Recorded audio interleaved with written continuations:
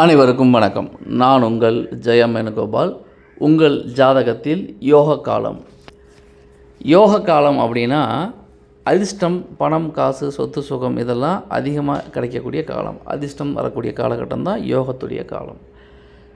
ஒரு ஜாதகத்தில் எப்போ அதிர்ஷ்ட காலம் வரும் அப்படின்னா, ஒவ்வொரு ஜாதகத்தை பொறுத்த வரைக்குமே அந்த லக்னத்துக்கு யோகாதிபதி, அந்த திதிக்கு யோக அதிபதியுடைய காலகட்டங்களில் நல்ல பலன் நடக்கும். அதே சமயத்தில் 6, 8, 12 அதிபதிகளில் எந்த கிரகமும் இல்லாமல் கேந்திர திரிகோணங்களில் அதிகமான கிரகங்கள் இருந்து அவர்கள் ஆட்சி உச்சம் பெற்று தசாபுத்தி நடத்தக்கூடிய காலகட்டம் யோக காலகட்டம் அப்படின்னு நம்ம பொதுவாக சொல்லலாம். எல்லாருக்குமே இந்த அமைப்புகள் நன்மையை தருமானா? கண்டிப்பாக அப்படி நன்மையை தராது. கேந்திர திரிகோணங்களில் இருக்கின்ற கிரகங்கள் பாதிக்கப்பட்டிருந்தால் அவை தீமையை தான் தரும்.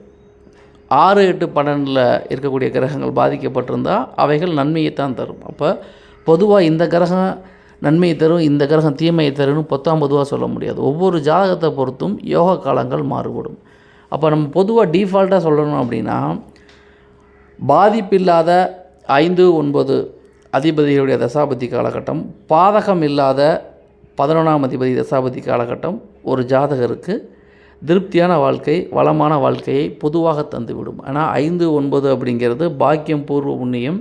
11ஆம் இடங்கிறது ஜாதகருடைய அபிலாசைகள் நிறைவேறக்கூடிய இடம். அப்போ பாதிப்பில்லா, பாதகமில்லா 11ஆம் இடத்து அதிபதியின் தசாபுத்தி, 5, 9 கிரகங்களின் தசாபுத்தி காலகட்டங்கள் பொதுவாக ஜாதகருக்கு நன்மையான பலன்களை தரும். இதை தவிர அந்த ஜாதகத்தின் கர்ணநாதனுடைய தசாபுத்தி காலகட்டமும் யோக காலமாக இருக்கும் என்பது பொதுவான தகவல். மற்றபடி தனிப்பட்ட ஜாதகத்தை பொறுத்து வேறுபாடுகள் உண்டு. நன்றி, வணக்கம்.